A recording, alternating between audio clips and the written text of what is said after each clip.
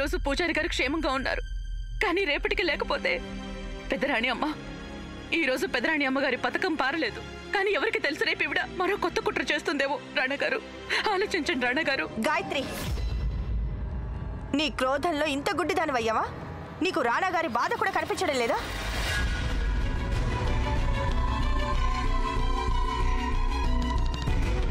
నీ నుదుటిన సింధూరం ఎలాగూ లేదు, ఇప్పుడిక మా సౌభాగ్యాన్ని కూడా లాక్కోవాలని చూస్తున్నావా? లాక్కున్నది నువ్వు రాజేశ్వరి.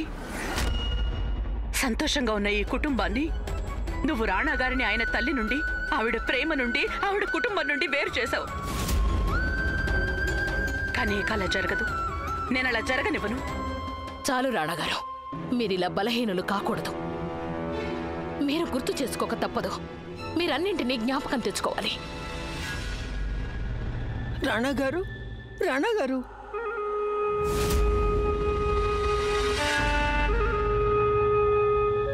శాంతించండి రాణాగారు, శాంతించండి. మా మీద రాణి గాయత్రికి ఎందుకింత కోపమో మాకు తెలీదు. మా మీద ఇంత నీచమైన అపవాదం వేస్తున్నారు. అయినా సరే మేము తనకి శిక్ష వేయమని మాత్రం చెప్పం. మీరు ఏ నిర్ణయం తీసుకున్నా మాకు సమ్మతమే.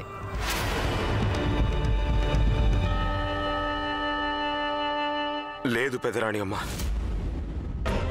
మేము అన్నీ తెలుసుకోవాలనుకుంటున్నాం. సరే, అలాగే. ఈ రోజే, ఇప్పుడే, ఈ క్షణమే మీరిదంతా ఎందుకు చేశారు?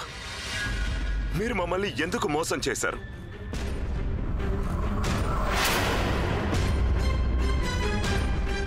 రాణగారు, నేను మిమ్మల్ని మోసం చేయడం లేదు, నాకు తెలుసు. ఆ సంఘటనకి ముందు జరిగిందేది మీకు గుర్తులేదు. మేము ఆ సంఘటనకు ముందు జరిగిన దాని గురించి మాట్లాడటం లేదు, మేము ఈ రోజు గురించి మాట్లాడుతున్నాం. మీరు చెప్పేది నిజమే అయితే ఆ నిజం నిరూపించేందుకు మీరు మారు వేషంలో రావాల్సిన అవసరం ఏముంది? మీరు గాయత్రి నుండి సావిత్రిగా ఎందుకు మారారు?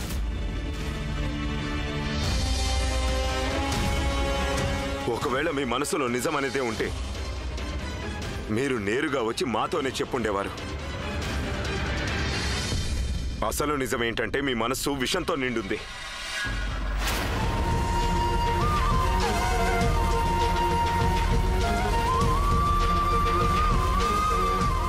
ఆ రోజు కొండ మీద ఏ పని అయితే అసంపూర్ణంగా మిగిలిపోయిందో ఆ పని పూర్తి చేసే అవకాశం కోసం ఎదురు చూస్తున్నారు.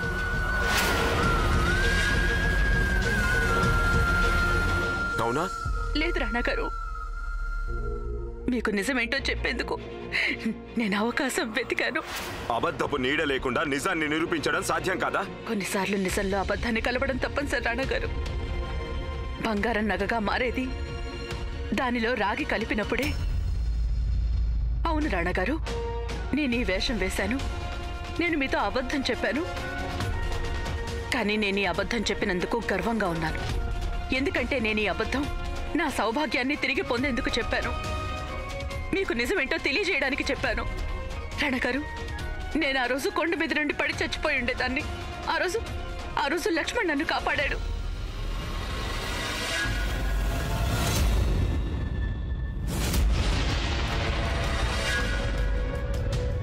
లక్ష్మణ్, నేను మహల్కి వెళ్తాను. మీరు పూర్తిగా కోలుకునేలోగా నేను ఓ పని చేస్తాను.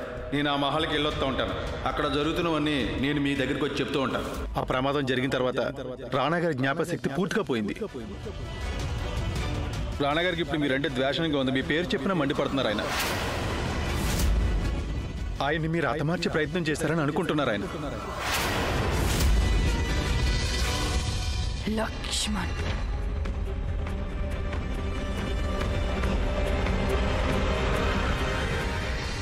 అప్పుడే నాకు తెలిసింది మీరు రాజమాతని కారాగారంలో బంధించారని.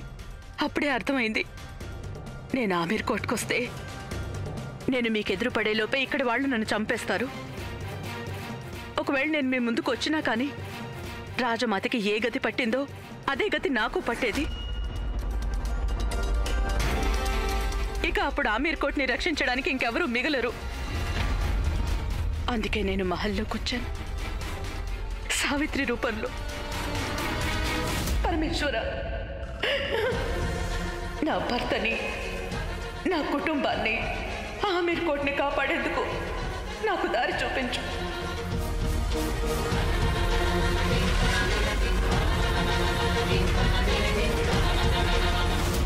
నా ఇంట్లోనే నేను పని మనిషినయ్యాను. మీరు రాజేశ్వరి ఎన్ని ప్రయత్నాలు చేసినప్పటికీ నేను ఈ మహల్ని వదల్లేదు. మేము నీకోసం ఉపానే ఆలోచించాం. ఈ రోజు సాయంత్రం మేం మాకు ఎంతో ఇష్టమైన గుర్రం హాసినిని తీసుకొని స్వారీ చేసేందుకు వెళ్తాం. అయితే నీ పని హాసినిని తయారు చేయటం. ఇక నువ్వు ఆ పని చేయలేకపోతే ఈ మహల్ని విడిచి వెళ్లాల్సి ఉంటుంది.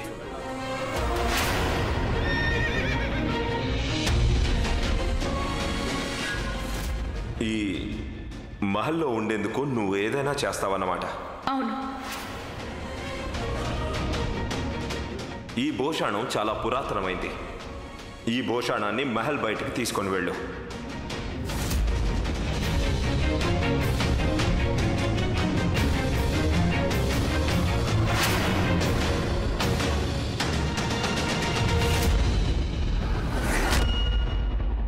ఇంత జరిగినా కూడా మీరు రాయిలా ఉండిపోయారు.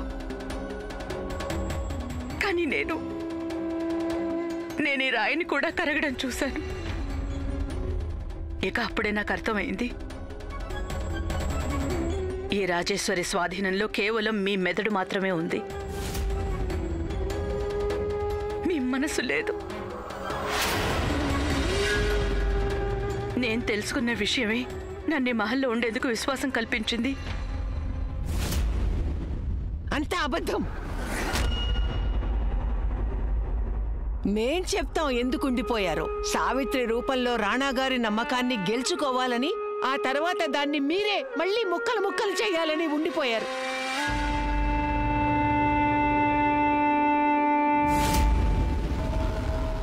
ఎందుకు ఇలా చేశారు? ఎందుకు మా రాణాగారిని ఇంత మోసం చేశారు? మీ శత్రుత్వం మాతో కదా. మీరు మా ప్రాణాలు అడిగితే మేము నవ్వుతూ ఆనందంగా ఇచ్చేసేవారు. కానీ లేదే, మీరు మా మనవడి మీద పగబట్టి ఇలా వచ్చారు. ఆ రోజు కొండ మీద మా మనవడిని తుపాకీతో కాల్చారు, సరిపోలేదా? రూపం మార్చుకుని మహల్లోకి వచ్చింది ఆ మిగిలిపోయిన పని పూర్తి చేసేందుకేనా? రాణాగారు, నేను ఎంచుకున్న దారి తప్పే కావచ్చు, కానీ నా గమ్యం తప్పు కాదు. నేను మీకు నిజం చెప్పాలని అనుకున్నాను. నేను రాణా ఇంద్రవదన్ సింగ్ దేవ్లో దాగున్న నా రాణాగారిని మేల్కొల్పాలనుకున్నాను. అబద్ధం చెప్తుంది తను. రాణాగారు మిమ్మల్ని తను ఎలాగైనా సరే హతమార్చాలనుకుంది. పెద్ద పథకం వేసుకుని మహల్లోకి వచ్చింది. నీకేం అన్యాయం చేశారే? అభం శుభం తెలియని మా మనవడు ఈ విధంగా ఆయన్ని హింస పెడతావు నువ్వు? నరరూప రాక్షసి!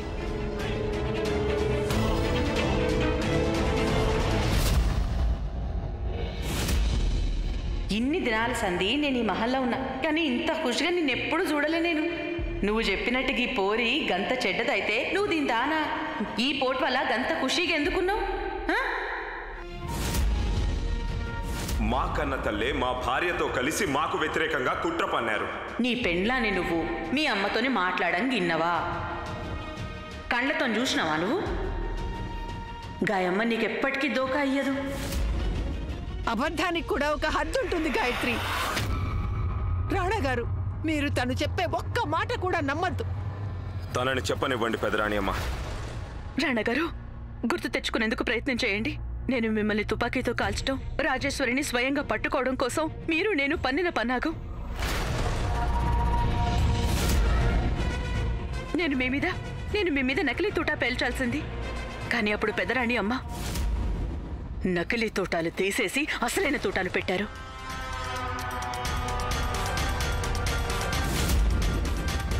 నాకు ఆ విషయం తెలియక నేను తుపాకీ పేల్చాను. తూటాకి మీరు బలైపోయారు. రాణాగారు, నేను ఒక విషయం కనుక్కోవడం కోసం తప్పించాను. రాజేశ్వరికి సాయం చేసే వ్యక్తి ఎవరు అని నేను సమాధానం కోసం చూశాను. రాణాగారు, అంటే మేమే ఆ వ్యక్తి అని అందరికీ నిరూపించడానికి మీరు ఈ దొంగ పూజారిని ఇక్కడికి తీసుకొచ్చారు. ఈయనతో అబద్ధం సాక్ష్యం చెప్పించారు. ఈ దొంగ పూజారిని అబద్ధం చెప్పేందుకు తీసుకొచ్చారా? నిన్ను మేము వదిలిపెట్టాం పంతులు.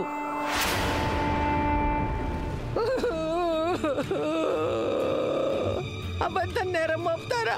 మీరు చేసిన ఘోరమైన పాపాలకి మేం బలం వలన అలా చేస్తే రాణా గారు మమ్మల్ని ద్వేషిస్తారనేగా. రాణా గారు చూడండి, రాణా గారు ఇక్కడికిక్కడే మీ ఖడ్గంతో పాతల నరికి పారేయండి. ఇప్పటికే మేం రాణి గాయత్రి వేసిన అభాండాలు విని బతికున్నా చచ్చినట్టే. అవును రాణా గారు, గాయత్రి ఇవన్నీ చేయడానికి కారణం తనకి మేమంటే అసూయ.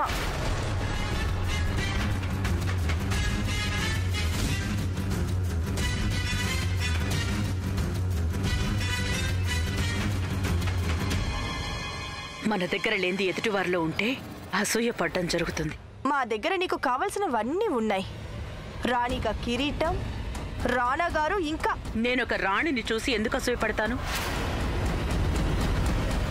నేను రాణిని కాదు, భార్యనవ్వాలనుకుంటున్నాను. కానీ నువ్వు కేవలం ఒక రాణివి మాత్రమే. నువ్వేనాడు భార్యవి కాలేదు, ఇక ముందెన్నడూ కాలేవు కూడా. అయినా రాణాగారు నీకెన్నడూ సొంతం అయ్యారని నేను నీ మీద అసూయపడ్డానికి? నీ ప్రతి పథకం, ప్రతి వశీకరణం పనికిరాకుండా పోయాయి. రాణాగారు అంతా మర్చిపోయారు, కానీ నా ప్రేమలోని మాధుర్యం ఆయన మర్చిపోలేదు. ఇంత చేశాక కూడా నువ్వు రాణాగారితో ఏ బంధం ఏర్పరచుకోలేదు.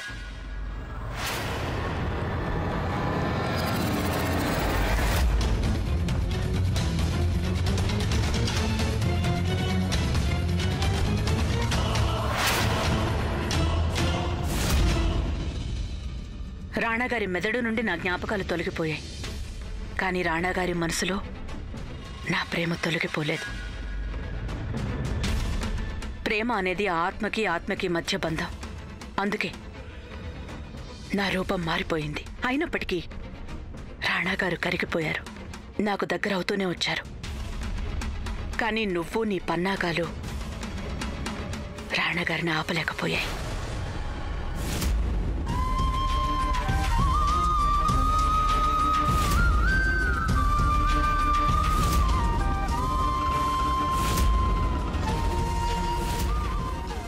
సావిత్రి, నీ ఒక్కదాని మీదే మేము ఈ మహల్లో నమ్మకం ఉంచేది. తీసుకో సావిత్రి.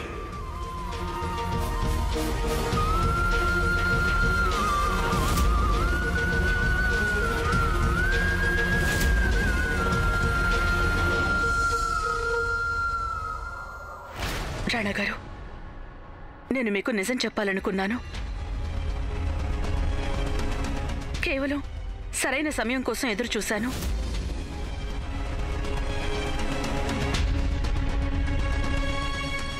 రాణాగారు, ఆలోచించండి. మీరు మా నుండి తల్లి అనిపించుకునే హక్కుని లాక్కున్నారు రాణాగారు. కానీ ఒక తల్లిగా కాదు, గాయత్రికి అత్తగారిగా చెప్తున్నాను. మా ఈ కోడలు ఈ ఇంటిని తిరిగి ఇంటిలా మార్చేందుకు తను భూమి ఆకాశాల్ని ఒకటి చేసింది. మాకు తెలుసు రాణాగారు, మీరు కళ్ళతో చూసిన దాన్ని మర్చిపోవడం కష్టమే. కానీ కేవలం ఒక్కసారి మీ మనసుని అడగండి. మా కోడలు అబద్ధం చెప్తోందా? ఆలోచించండి రాణాగారు.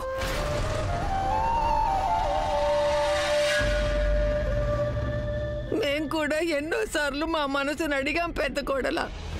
దాని ఫలితంగానే ఇలా గాయత్రి కుట్రకి బలైపోయాం. ఆలోచించండి రాణాగారు, మేం గాయత్రిని శత్రువులా చూస్తే తను సావిత్రి రూపంలో వచ్చిందని మాకు తెలుసుంటే మీరు సావిత్రిని మీకు దగ్గరగా రానిచ్చేవారమేనా?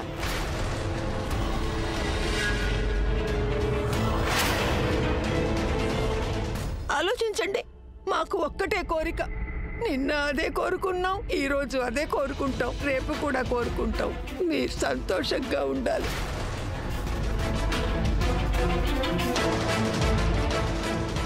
ఒకవేళ గాయత్రిని క్షమించి మమ్మల్ని శిక్షించడమే మీకు సంతోషం అంటే మేం మనస్ఫూర్తిగా ఆ శిక్షని అనుభవిస్తాం.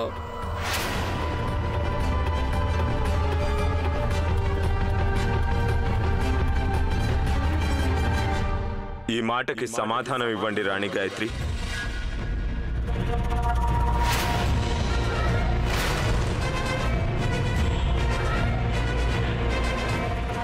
ఒకవేళ పెదరాణి అమ్మ మీ శత్రువే అయితే తను సావిత్రిని మమ్మల్ని ఎందుకు దగ్గర చేయాలనుకున్నారు?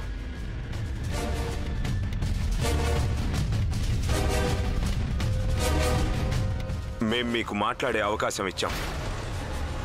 కానీ నిజం ఏంటంటే ఆ రోజు ఆ కొండ మీద మీరే మమ్మల్ని తుపాకీతో కాల్చారు.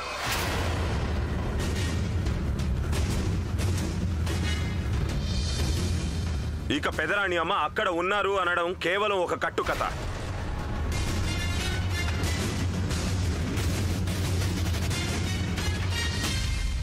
మీరు ఈ కథని నిజమని నిరూపించగలరా? ఇక ఒకవేళ మీ దగ్గర సాక్ష్యం లేకపోతే మేము మీకు మా మీద హత్యా ప్రయత్నం చేసినందుకు యావజ్జీవ కారాగార శిక్ష విధిస్తాం.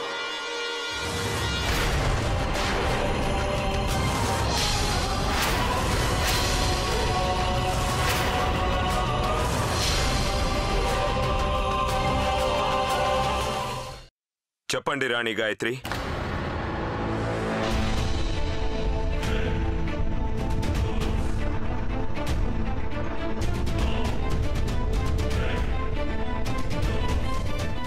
మీ మౌనంలోనే మీ సమాధానం ఉంది.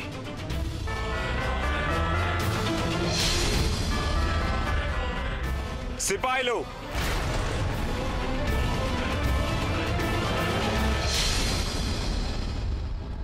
రాణి గాయత్రిని రాజమాతను కారాగారంలో బంధించమని ఆజ్ఞాపిస్తున్నాం.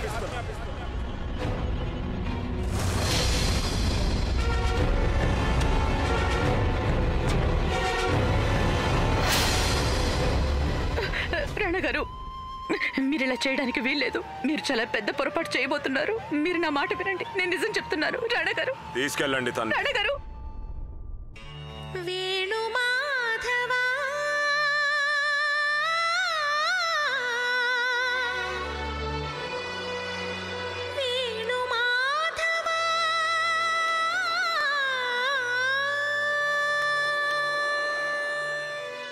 మీ సంగతి ఏంటి పూజారి గారు?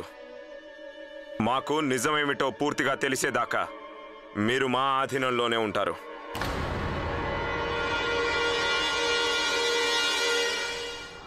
రాణా గారు, మీరు మా మీద నమ్మకం ఉంచి మా మమతని గౌరవించారు.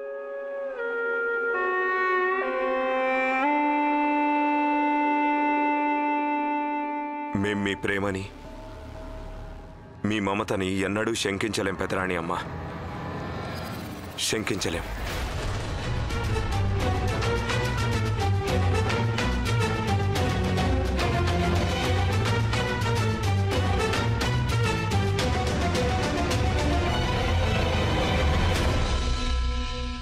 పెదరాణి అమ్మ, మిమ్మల్ని మీరు కాపాడుకున్నారు, కానీ మా పరిస్థితి ఏంటి? పులి వేటకి బయలుదేరినప్పుడు దాని వెంట వెళ్లే గుంట నక్కలు కూడా కొంత లాభపడతాయి. మా మాటలు నమ్మి రాణా గారు ఆ గాయత్రిని పెదకోడల్ని ఉరికంబానికి ఎక్కిస్తే ఇక అప్పుడు మేము నిన్ను ఆమిర్ కోట్కి గరాల రాణించేసిస్తాం.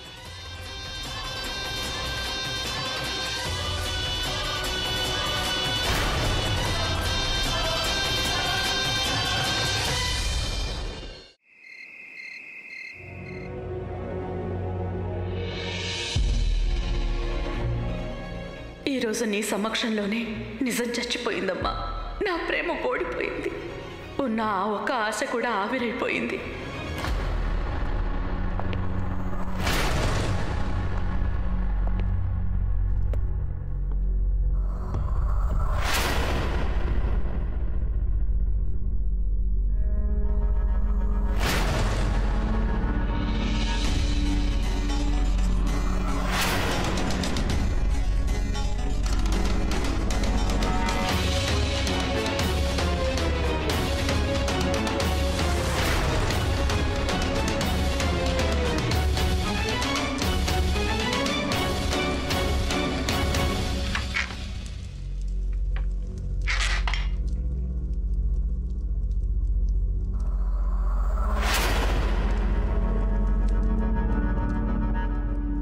మీరెందుకు వచ్చారు ఇక్కడికి? ప్రేమ చచ్చిపోయింది. చచ్చిన శవాన్ని మోసేందుకు వచ్చారా? ఈ రోజు వరకు నేను ఆ దుర్గమ్మని ప్రార్థిస్తూ వచ్చాను, మీకు మీ గత జ్ఞాపకాలు గుర్తుకు రావాలని.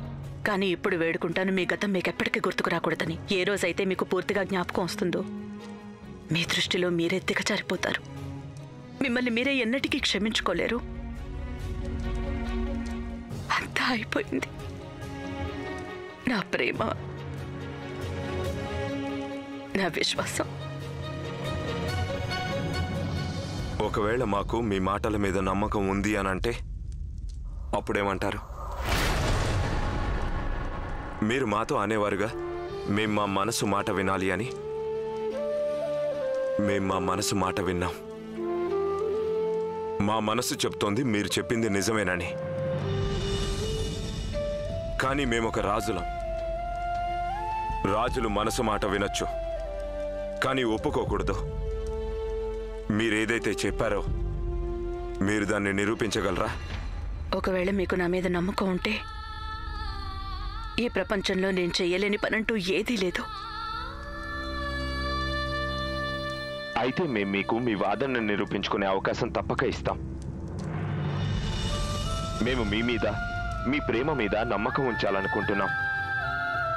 ఇక ఆ నమ్మకాన్ని నిలబెట్టుకోవడం మీ చేతిలో ఉంది.